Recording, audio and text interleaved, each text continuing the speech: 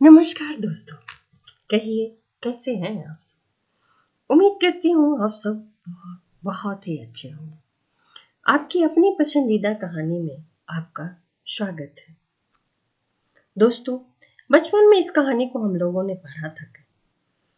बहुत दिनों बाद ये किताब मेरे सामने आई है। राइटर का तो नाम इसमें नहीं दिख रहा है, पर कहानी के भाव बहुत ही सीख देने वाले हैं, इसलिए मैं आपके सामने लेकर आ रही हूँ।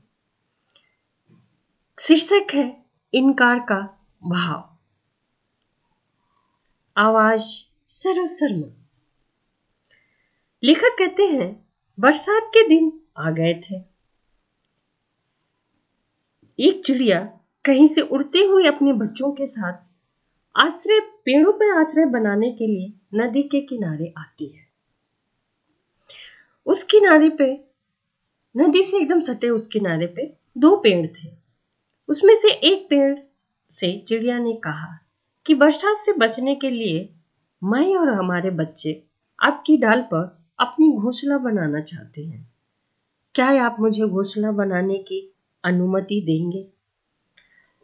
पेड़ कभी किसी को भी अपने ऊपर आश्रय बनाने देने से कभी मना नहीं करता है।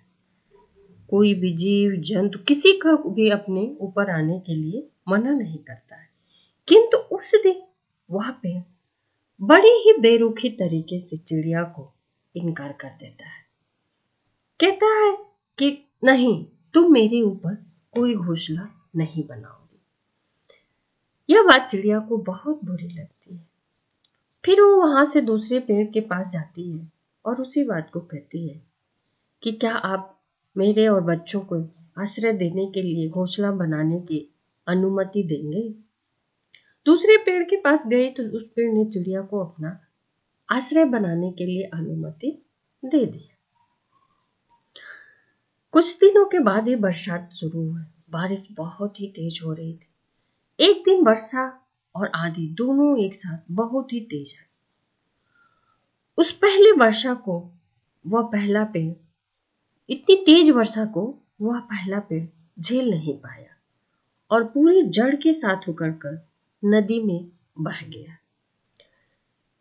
पेड़ को बहता देखकर दूसरे पेड़ पे बैठी चिड़िया बोलती है, ऐ पेड़, एक दिन मैं तुमसे आश्रय मांगने आई थी, परंतु तुमने बड़ी ही बेरुखी से मुझे इनकार कर दिया। तुम्हारी उसी बेरुखी की सजा आज भगवान तुम्हें दे रहे हैं, जो तुम आज नदी में बहते हुए जा रहे हो। पेड़ बड़े विनम्र भाव से तब बोला, मैं जानता था चिड़िया कि मेरी जड़ें बहुत ही कमजोर हो गई हैं।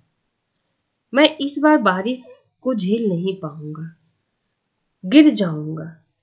मैं तुम्हारी और तुम्हारे बच्चे की जान को खतरे में नहीं डालना चाहता था, इसलिए मैंने तुम्हें सख्ती से मना किया। क्योंकि यदि मैं प्यार से मना करता तो तुम एक दो बार और रिक्वेस्ट करती, पर रूखे बोलने की वजह से तुम दूसरे पेड़ के पास चली गई और आज तुम्हारा और तुम्हारे बच्चे का जीवन सुरक्षित है। मना करने के लिए तुम मुझे क्षमा कर दो। और ये कहते कहते पेड़ नदी के बहाव में तेजी से बह गया। यह देखकर चिड़िया सन्न रह गई, दंग रह गई और पेड़ को मन ही मन धन्यवाद करने लगी, क्योंकि उसके वजह से आज उसका और उसके बच्चे का जीवन बच गया था। इसीलिए कहा जाता है कि किसी के इनकार को हमेशा उसकी कठोरता ना समझे। क्या पता उसने उसके इनकार से ही आपका भला हो जाए। कौन सी परिस्थिति में है शायद हम नहीं समझ पाए, इसलिए किसी के चरित्र और उसके जीवन शैली को देखते हुए उसके वर्तमान के व्यवहार से आकलन ना करें। तो धन्यवाद दोस्तों। कहानी अच्छी लगी हो तो लाइक, कमेंट, शेयर और सब्सक्राइब करना ना भूलें। मिलते हैं एक और नई कहानी के साथ।